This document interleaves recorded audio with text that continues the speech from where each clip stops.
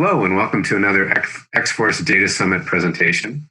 Today we have Fabien Taillon, who's a Salesforce MVP and the CTO of Texeï, which is a Salesforce consultancy in France. He's going to talk about Salesforce DX, and this presentation is more tips and tricks about his learning from actually using it. And I'm very excited to watch it because I think Salesforce DX is a great new advance in Salesforce, or relatively new. So here's Fabien. Hi, everyone, and thank you for being there. So as you said, I'll be showing what I've learned with Salesforce DX during these 2 or 3 years using it. So let's jump into it. So just quickly to introduce myself. So as you said, my name is Fabien Taillon. I'm a Salesforce MVP for, I think, 5 years now. And I'm also CTO at Texeï, and I'm running the Paris developer group for maybe 5 or 6 years now. And I'm also part of the French Touch Dreaming event. And you can follow me on Twitter with this quite easy to remember Twitter handle. So let's quickly review the agenda of this presentation. So it will be mainly two parts. So the first part is around general tips. So like how you should start, what you should do or shouldn't do. And then the second part is more looking at specific issues, like this specific metadata isn't working. How could you work with it with DX? So we'll have for instance, a topic on profiles because it's a big topic with Salesforce DX. So I wanted to start with this nice quotation from a big philosopher, Yoda, which says, do or do not, there is no try. So it's a nice quotation for a movie, but I would say that unfortunately for Salesforce DX, it may not be the best thing to do.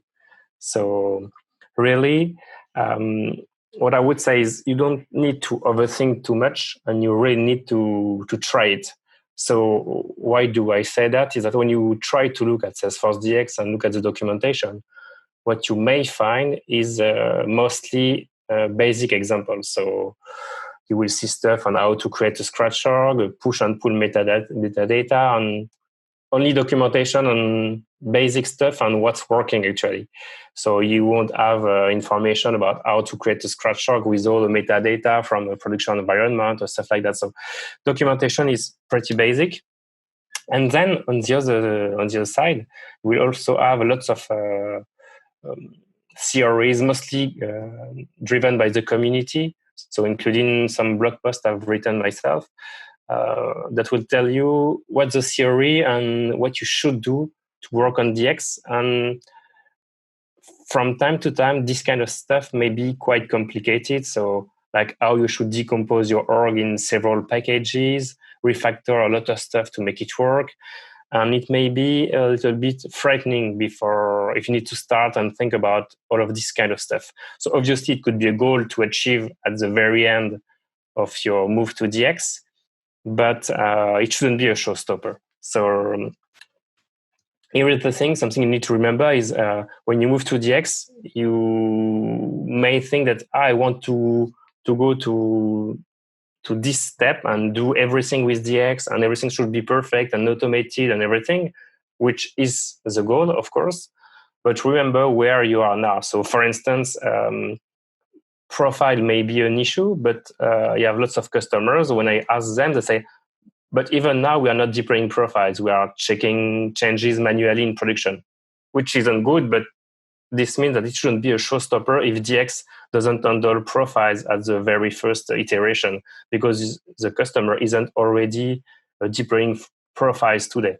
So don't aim at something 100% perfect from the beginning, but look at where you are now because you may be using change set with lots of metadata missing.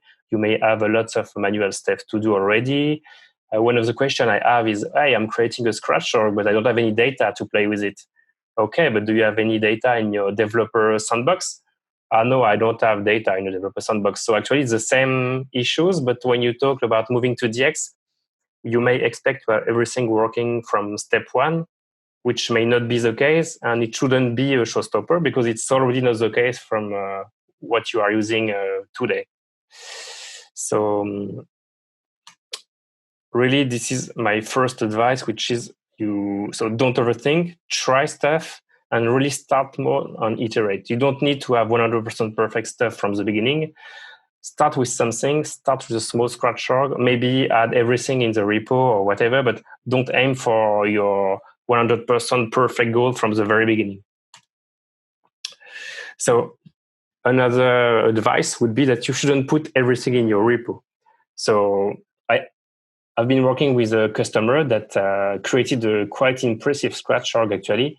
It's almost like a sandbox. So they have 100% the same metadata as in their production org, which may be cool, but it takes a lot of time to create. Plus, they also have all the standard layouts and everything that they don't even use. So it doesn't really make sense to have everything in this scratch org. So in the repos, they have all standard objects, even though they are using maybe 10 only. So that doesn't really make sense.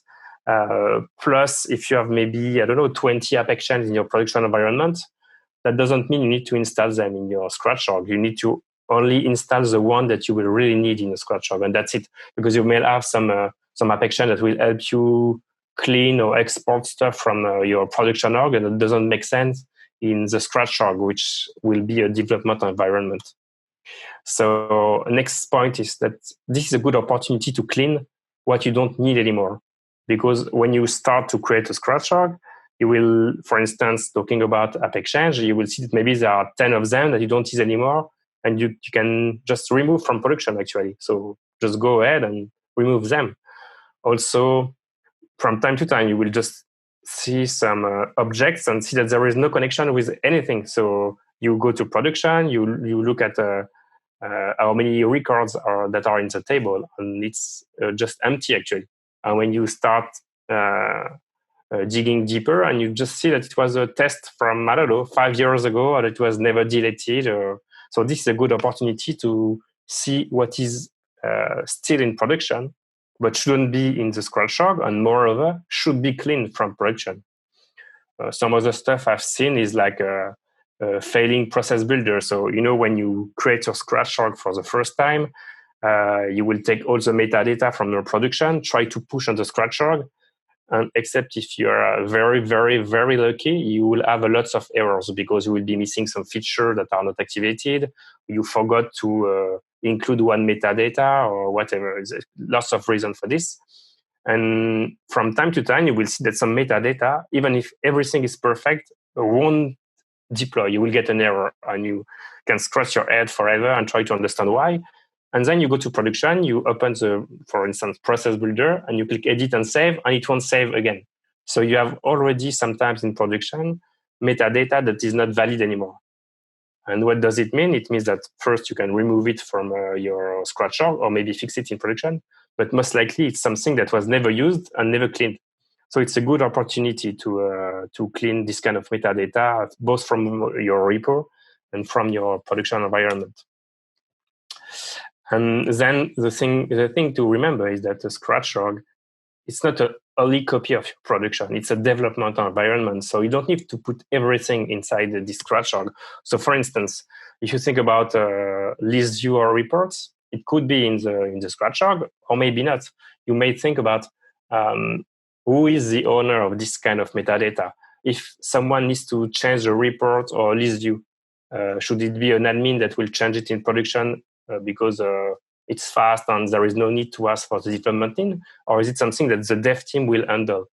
If the dev team is handling this kind of things, it's in the repo. Otherwise, it should be only in production. So what I usually do is I may not take list view or reports, except if they are referenced in the metadata, like flexi page or stuff like that.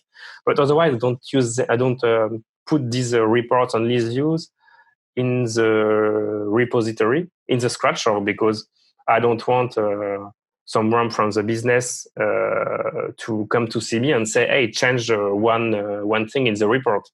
They should be able to change it directly in production. So you really need to think about what should be in the repo and what should not be in the repo, depending on who is the owner of this kind of metadata. And then the last thing, which I will talk about just after, is you should only add what you are able to update and deploy from the scratch org. So, for instance, one of the issues with metadata that you need to deploy with scratch org. So I'm just switching to the more specific issues with DX. Is that some metadata are referencing some usernames, and when you create a scratch org, there will be only one user, which is a generic user from the scratch org, and you don't have any other user that are existing in your production environment. So if one of your metadata is referencing one user, you won't be able to deploy it because it will just throw an error saying that this user isn't present in the org. So there are a few things you can do about this. So first is refactoring, because it doesn't work for all the metadata, but for some of them, you can replace a hard-coded username by either a queue or a public group, which makes sense actually, because you will have a reference to a queue or a public group that will be empty in your scratch org, and this is part of your package and your project. But then it's up to the admin in production to select who is part of this group, who should receive an email, who is the approver or whatever. And it shouldn't be linked to a version of your application, because it's just switching one user with another one or whatever. So I think it makes sense to remove, every time it's possible, hard coding with a username with a queue or a public group that will be handled by an admin in production. But unfortunately, there are some stuff that doesn't work yet, maybe because the good thing with DX also is that release after release, it's improving.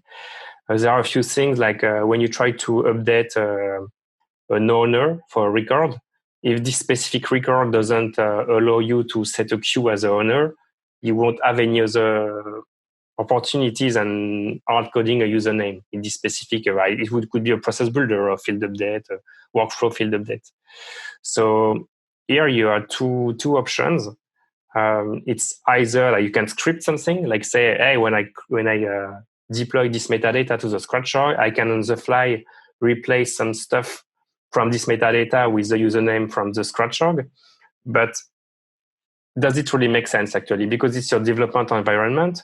And even if it's deployed, but you can't change it, if there is a user story that say you should replace this guy by this guy, and you can't anyway do it in the scratch org, does it make sense to have it in the scratch org? Maybe not. So if you have lots of dependencies on this specific action, of course, add it and try to script something to replace user on the fly. Otherwise, if it's just one small field update that you don't really need, that you will have to either update the metadata manually or do it manually in production, it doesn't make sense to add it to the repo on the scratch org. So it's up to you. There are some stuff coming from Salesforce to try to handle this kind of use case, but I think it's supposed to start in summer, but I don't think it will be there before 1 year. So again, it's stuff that are coming, and for now, you should just handle this way, either replace it or just don't put it in the repo. So one very good thing with DX is that as everything is in your repo, it's not the org anymore that is the reference, the source of truth is the repo. You can script whatever you want actually.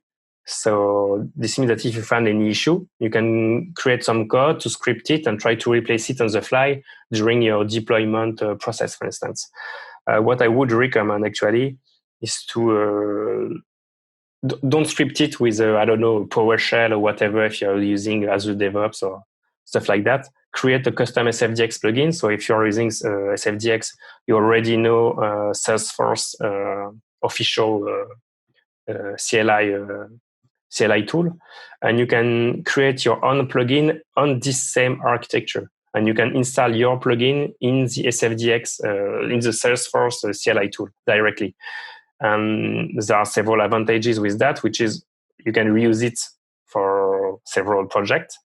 And also it gives you lots of stuff already out of the box. So if with the official Salesforce tool, you've connected to, I don't know, 10 orgs, for instance, well, all these connections are already done and given to your plugin. You don't have to handle connections anymore. This is part of the framework given by the CLI from Salesforce. And you will have access to your username, your connection. You can just with one line do a query, SQL query to your org. You have some UI sugar like I don't know, a spinner or whatever. So don't go for a specific script in whatever shell or PowerShell or whatever. Just do a custom SFDX plugin. I think it's the way to go for this kind of script. So next one is profiles. So profile is still a little bit tricky, to be honest. So it's not a 100% solution, but let's see what we did. So how does it work? First, if you look at the metadata API documentation, profiles are designed to retrieve and deploy access rights from components in the same package. So if I retrieve a profiles with one field, I will get the field level security for this specific field. But then if I retrieve it again with two other fields, the first field will be removed from the XML, and the two other ones that are just retrieved will be in the XML file, which doesn't work very well with DX push and pull, where I just partial retrieve each time. So it's not easy to have a 100% complete profile with all the access rights you want. So when you look at the documentation blog post from Salesforce, what you see is they recommend to move to permission set. And if you know how permission set and profiles are working, you may be like, hey, really? Because that doesn't really work for all use cases. So why? Because so permission set is cool because if I retrieve a profile, it will give me the access rights from all the metadata I'm retrieving at the same time. But permission set, it will give me the whole permission set all the time. So no issues about stuff missing, or I'm sure of what I will get into this permission set. But not everything is in the permission set. And the main thing missing is purge layout assignment. So if you deploy only permission set, you won't deploy all the page layout assignment from your scratch org to your production org, and some other stuff like the default application or default record type for an object. And actually, this makes sense because you have only one profile, so you can say this is the default application. But if you have 10 permission set where each permission set says, hey, this is a default application, there is no default application anymore. So it will never be in the permission set actually. So you have to find another way to handle this kind of stuff. So what we did is, so first we are moving everything we can to a permission set. So it's already a lot of things: user permission, field permission, object permission, etc., Apex class permission. I gave the link to a very good blog post from Salesforce developer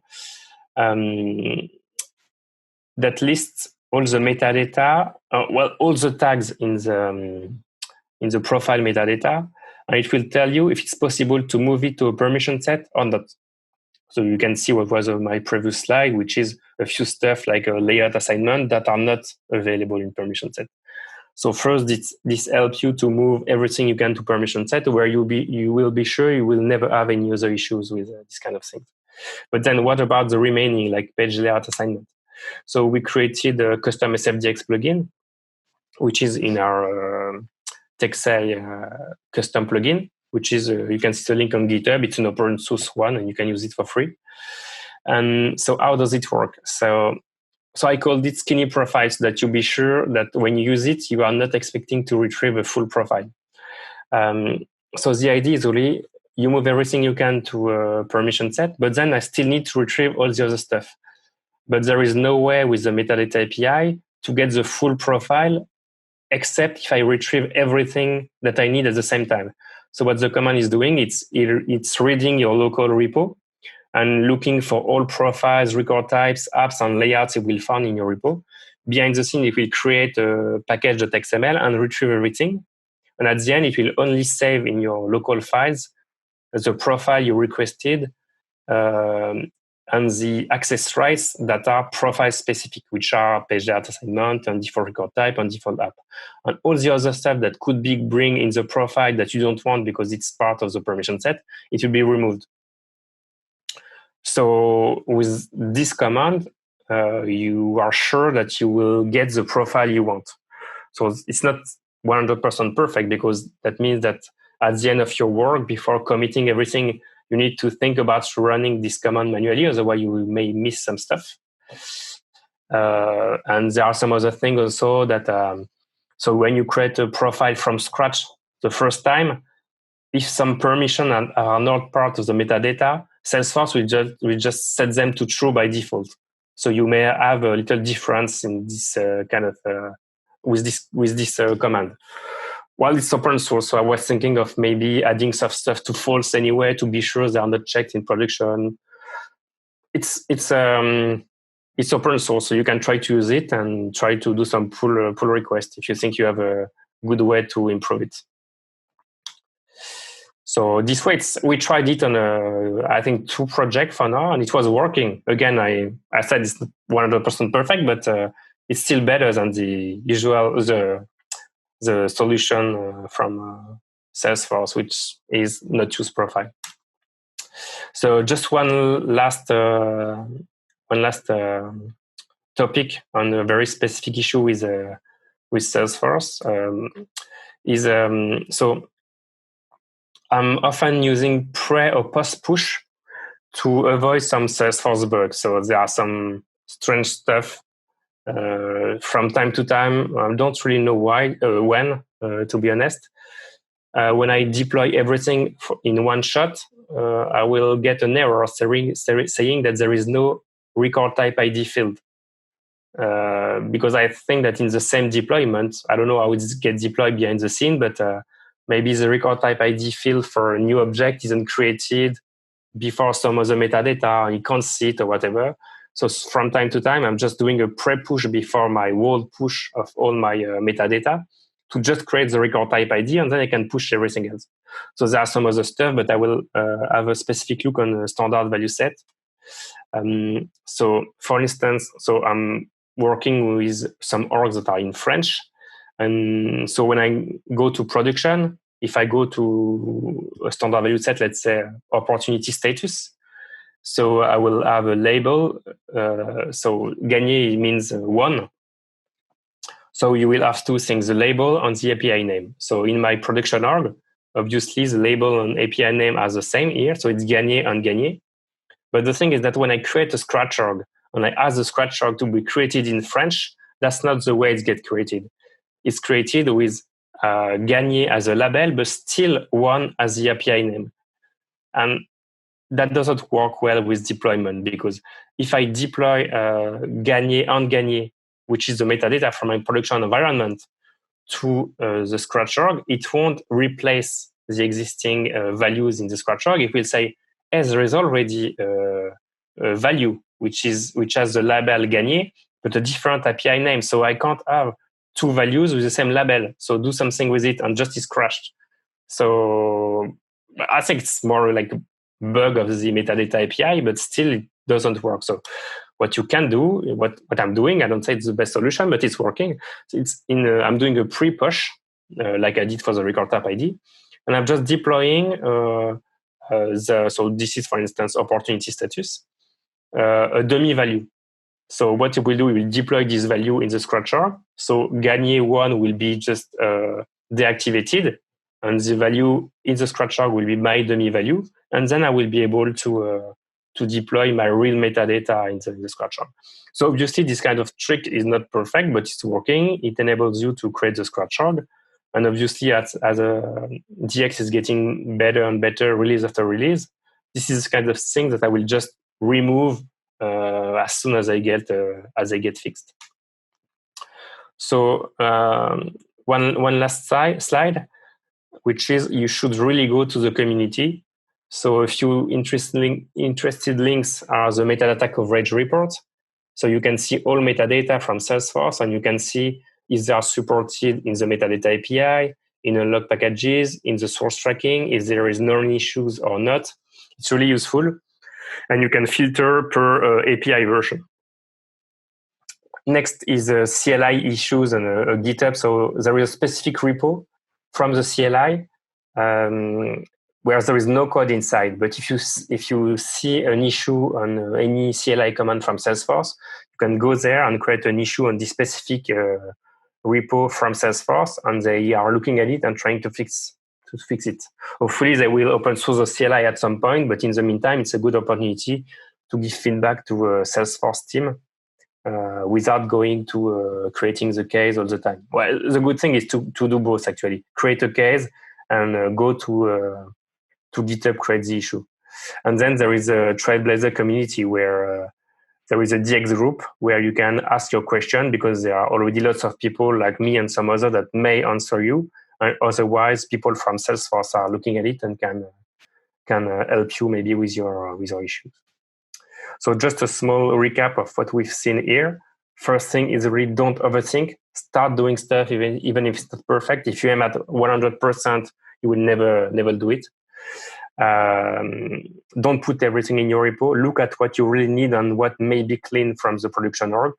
You need to script what you need, because that's a good opportunity to avoid some manual step you may have today in your org creation or deployment, and then go to the community to ask a question, and also share your workarounds if you found some for your issues.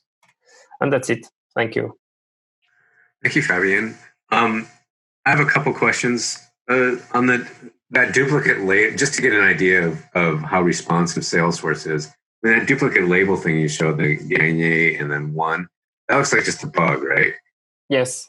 Have they acknowledged that as a bug and given a time frame that it's going to be fixed, or?